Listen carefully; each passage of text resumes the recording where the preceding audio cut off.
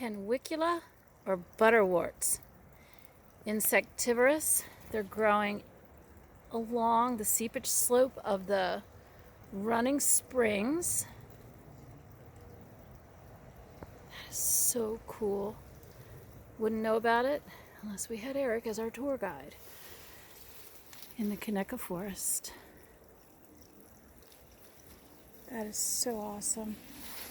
So pretty. Standing on a skinny little board over the springs. Such clear, cold, pretty water. And here's another one. Just growing along the edge. The water is just beautiful. I'm sure this does no justice for it as it meanders down there.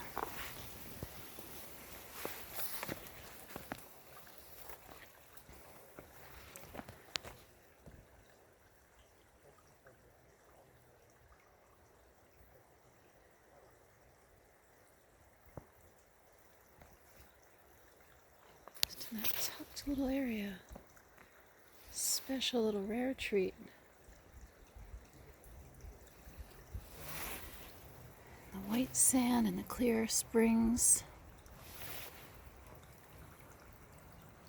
Pebbles are quite curious.